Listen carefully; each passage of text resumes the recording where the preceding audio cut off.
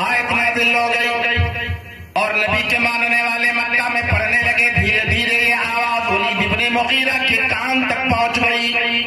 ولید ابن مغیرہ نے جب یہ سنا تو غور کرنے لگا, ارے یہ تو ساری برائی میری ہو رہی ہے, میں ہی زیادہ قسم کھا رہا ہوں اور میں ہی ذلیل ہوں, میں ہی بہت زیادہ گھمنڈ کرتا ہوں اور میں ہی سب سے زیادہ محمد کی چغلی کھا رہا ہوں.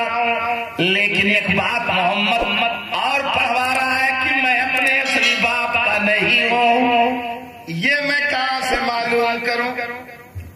جب یہ ہوا کہ سب عیب تو ہے, کون اصلی ہے کون نکلی ہے یہ اماں جانتی ہے. کون جانتی ہے؟ زیادہ خوش نہ ہو, بہت سے سائڈ کے مال ٹہلتے ہیں, لیکن ماں یہ جانتی ہے کہ کہاں سے میں نے کمائی کیا. اور قیامت کے دن اللہ تمام بدکاروں اور زناکاروں کو ایسے دکھا دے گا. سارے بدکار اور زناکار نظر ان ساری برائیوں کو سن کر ولید ابن مغیرہ دل ملا اٹھا اور خاص طور سے آخری برائی کہ میں اپنے اصلی باپ کا نہیں ہوں. دن گزر گیا, رات آئی, کھانا بنا, گھر والے کھا لیے, اس کی ماں نے بھی کھانا کھایا اور کھانا کھا کے ماں اپنے کمرے میں چلی گئی, دروازہ اندر سے بند کر لیا.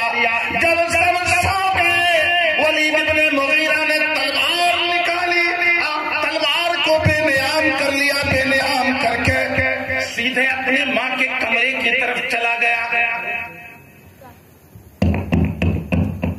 اماں دروازہ کھولو, کنڈی کھٹکھٹائی, کہا دروازہ کھولو, کٹ کٹ کی آواز ماری. ماں ابھی سوئی تھی, کھڑی ہو گئی, دروازہ کھولا, دیکھا بیٹا میری نظروں کے سامنے کھڑا ہوا, ہاتھ میں ننگی